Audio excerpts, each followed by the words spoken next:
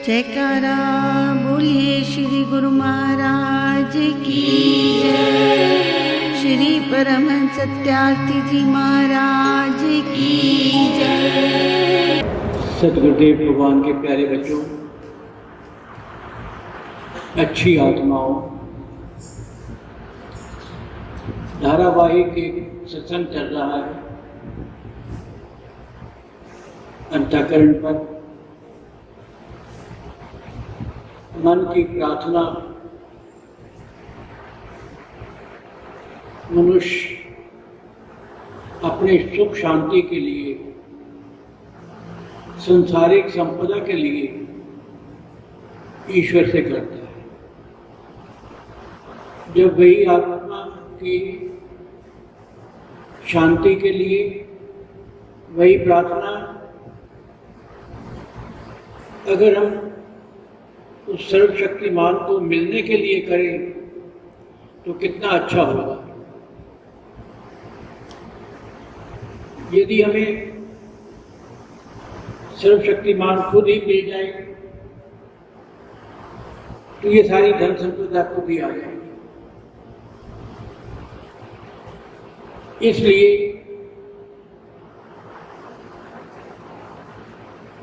प्यारे जीवों, प्यारी आत्माओं, मनुष्य को उस सर्वशक्तिमान के जो भी प्रार्थना करनी चाहिए वो अपनी सुख संपदा के लिए नहीं करनी चाहिए। जहाँ वो स्वयं आए तो ये तो छोटी सी बातें होती हैं। संसार का सुख छोटी सी बातें हैं, क्योंकि जैसे जैसे मनुष्य की उम्र बढ़ती चली जाती है, मनुष्य की आवश्यकताएं भी बदलती चली जाती हैं। एक नन्हा सा बच्चा अगर आइसक्रीम मांगता है, माँ बाप उसे आइसक्रीम ला देते हैं, टॉफी दे देते हैं। बड़ी हंसी की बात, हमारे पास जो भी बच्चा कोई आता है नन्हा सा, हम उसको टॉफी दे देते हैं, वो खुश हो जाता है। जैसे जैसे बढ़ता जाता है बच्चा, उसकी आवश्यकताएं भी बढ़ती चली जाती है। आखिर वृद्ध जब हो जाता है, संध्या बढ़ जाती है, जीवन की किताब भी भर जाती है। जैसे जैसे पीछे देखता है, उसकी आवश्यकताएं, उसकी इच्छाएं, उसके सोच विचार अपने आप बदलता चला जाता है। जो चीज बच्चे को चाहिए एक बुजुर्ग को नहीं चाहिए, जो चीज युवक को चाहिए एक बुजुर्ग को नहीं चाहिए। बड़ी छोटी सी बात, यदि हमारे पास कोई बच्चा आता है तो हम उसे टॉफी दे देते हैं। कोई वृद्ध आ जाए और हम उसको प्रसाद दें, वो खाएगा नहीं, वो पल्ले बांध लेगा, जेब में डाल लेगा। क्यों भाई? कहेगा मैं घर जाऊंगा, मेरे छोटे छोटे नन्हे मुन्ने पोती पोता हैं, मैं उनको दूंगा। शुरू में जो भावनाएं हमारी प्राप्त करने की होती हैं, धीरे धीरे आयु से वो देने की हो जाती है। देखो कितना अंतर है लेने में और देने में, प्राप्ति में और त्याग में। उम्र के हिसाब से मनुष्य संसार में रहता हुआ, पर संसार में रहता हुआ उसकी नजर बदल जाती है, नजरिया बदल जाता है देखने का, संसार को देखने का नजरिया बदल जाता है। एक बच्ची मेरे पास आई सफेद कपड़ों में। मैंने कहा बेटी आपने सफेद कपड़े डाले हुए हैं, आपका दिल नहीं करता तो ये रंग बिरंगे कपड़े डालते हैं मैं। वो कहने लगी, एक समय था जिस समय मैं बाजार से गुजरती थी, बाहर टके हुए रंग बिरंगे कपड़े, मेरा मन करता था कि उन कपड़ों को मैं प्राप्त करूं, पहनूं। पहने मैंने बहुत सारे कपड़े पहने, पर अब मेरा वैराग, मेरी इच्छाएं सब गुरु महाराज जी के श्री चरणों में आ गई। जब से मैं सतगुरुदेव भगवान जी के श्री चरणों में आई हूं, मेरा दिल ही नहीं करता ये रंग बिरंगे कपड़े पहनने में। अभी भी मैं बाजार से निकलती हूँ जब, तो मैं सोचती हूँ कौन सा सफेद कपड़ा अच्छा आया हुआ है, मैं उसका सूट सिला लूं। जो भी मिल जाए मैं उसी में गुजारा कर लूं। ये है मनुष्य की इच्छाओं का परिवर्तन, उम्र के हिसाब से और वातावरण के हिसाब से। जब मनुष्य वातावरण के हिसाब से अपने आप को बदल लेता है, बदला जाता है, ये नेचर, ये प्रकृति प्रत्येक मनुष्य को अपने में ढाल लेती है, उसमें बदल जाती है। सर्दी आई, हमने गर्म कपड़े निकाले, गर्म कपड़े पहनने शुरू किए। सर्दी गई, हमने उनको ढक करके रख दिया। क्यों भाई? जिन कपड़ों से हम बहुत प्यार करते थे, बड़े महफूज उनको रखा हुआ था, उनको प्रयोग में लाते थे, उनको पहनते थे, परंतु इस समय हमारे लिए बेकार हो गए, हमने रख दिए। गर्मियों के कपड़े पहने, जो साधारण कपड़े ऐसे हों जिसमें सर्दी का नहीं हिसाब, गर्मी का हिसाब। आप देख लो, हम एक बार केदारनाथ गए, मनुष्य की आवश्यकताएं, जितना मनुष्य संसार में लिपायमान होगा उसकी आवश्यकताएं भी बढ़ती चली जाएंगी, उसकी इच्छाएं भी बढ़ती चली जाएंगी। मैं कई बार बच्चों से अभी भी हंसता हूं कि इस समय एक विपदा आई हुई है संसार में। सरकार कहती है कि सारे अपने अपने घरों में रहो, अच्छा रहना चाहिए। कहाँ गए तुम्हारे कीमती कपड़े जो पहन करके तुम पार्टियों में जाते थे? कहाँ के बोलते जेवर जो सजा करके जाते थे? सब कुछ बदल गया, अब आवश्यकता ही नहीं है, घर में ही रहना है। कीमती कपड़े पहन के क्या करते हैं? सब कुछ बदल गया ना, खत्म हो गया ना। अगर यही चीज मनुष्य अपने जीवन में हमेशा के लिए धारण कर ले, जीवन को अपने इसमें ढाल ले, तो उसका जीवन बदल जाएगा, जीवन उसका दूसरी टाइप का हो जाएगा। उसको ये इच्छा ही नहीं रहेगी कि मैंने संसार की चीजों को अपनाना है।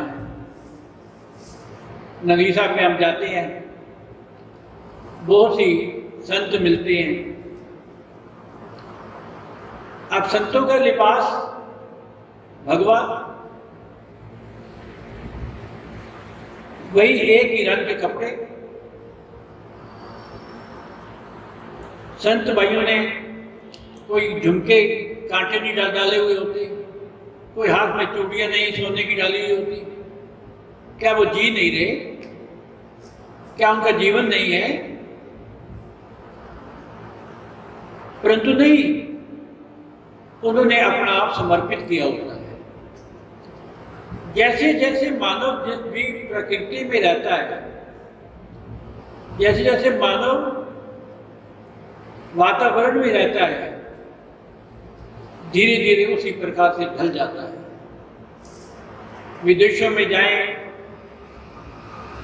वहाँ सर्दी होती है, ठंड होती है, लोगों ने पैंट कोट डाले हुए होते हैं, गर्म कपड़े, हैवी कपड़े डाले हुए होते हैं, टाई लगाई हुई होती है, हैट पहना होता है, क्योंकि वहाँ का वातावरण ऐसा है। मनुष्य जिस वातावरण में ढल जाएगा, एक भगत का वातावरण और होता है, एक संसारी का वातावरण और होता है। संसार में कार्य करने का वाले का वातावरण और तरह का है, एक टीचर है उसका वातावरण और तरह का है, दुकानदार है उसका वातावरण और तरह का है, एक ऑफिस में काम करता है उसका वातावरण दूसरी प्रकार का होता है। इसी प्रकार से मानव प्रत्येक अपने वातावरण में ढल जाता है जैसे जैसे होता है। बात कह रहा था मैं कि एक दफा हमारा प्रोग्राम बना केदारनाथ जाने का। बहुत हमने कपड़े,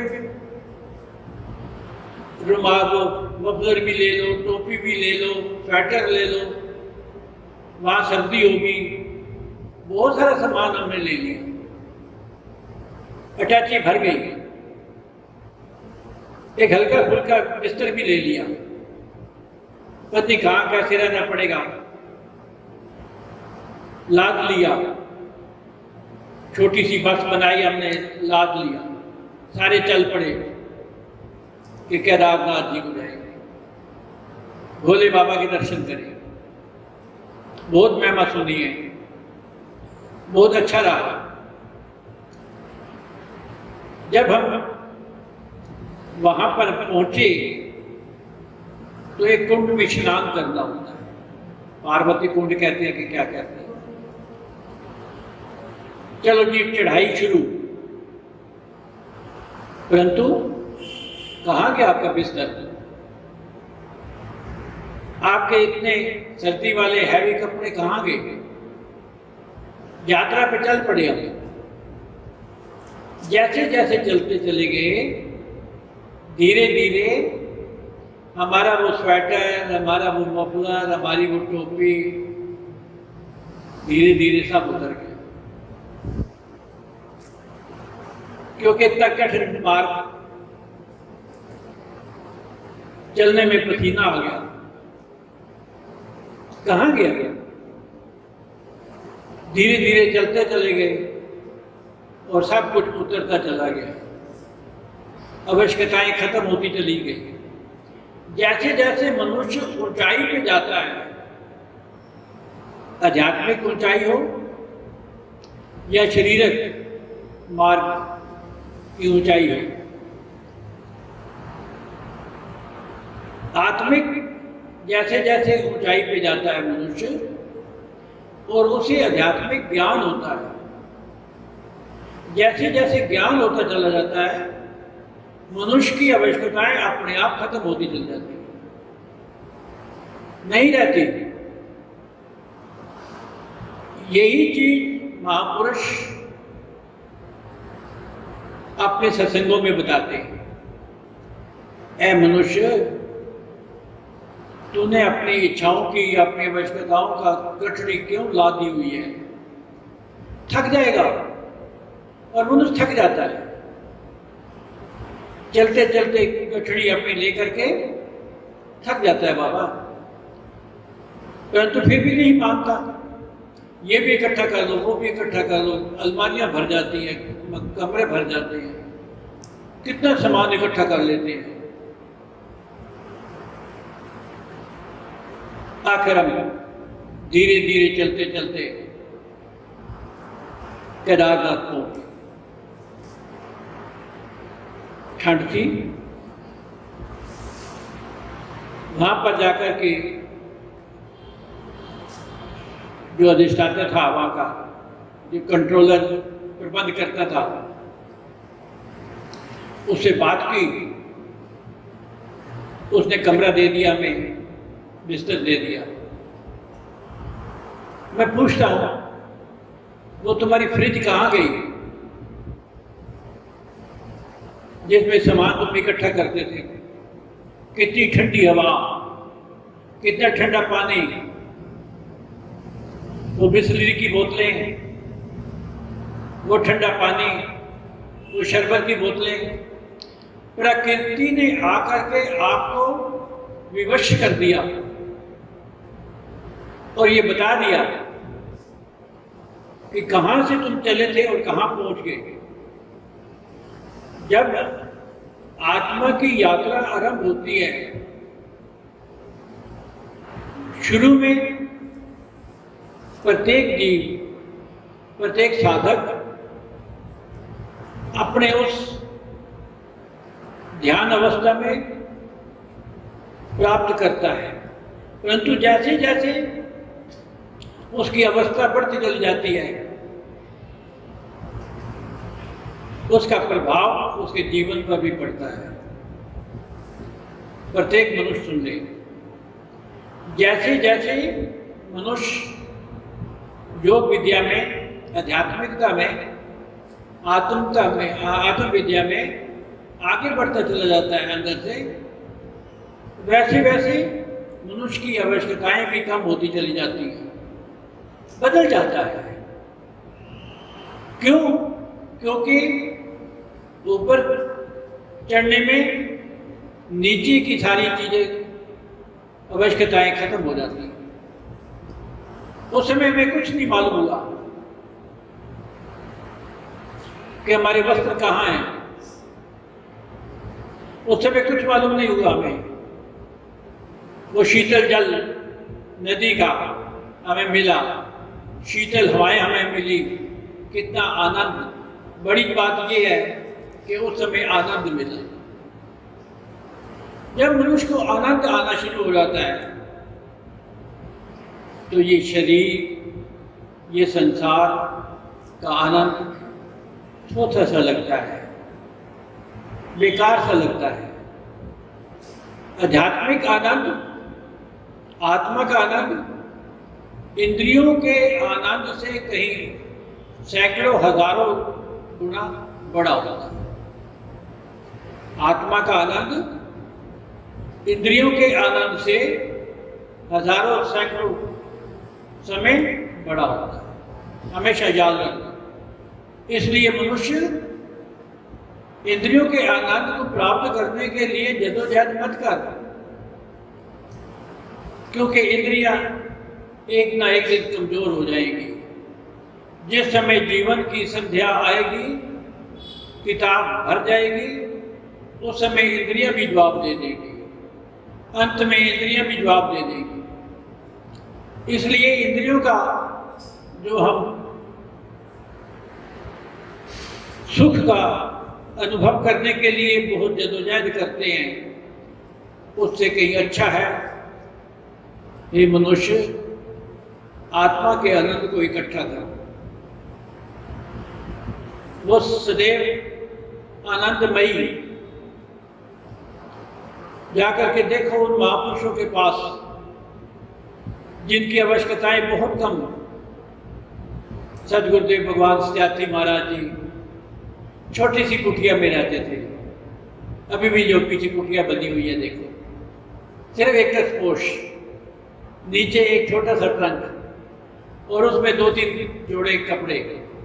स्नान करते थे वही पहन लेते थे। हाल में चटाई बिछाई, पंखा हाथ में लिया, वहीं लेट गए। महापुरुषों की आवश्यकताएं कितनी कम होती हैं,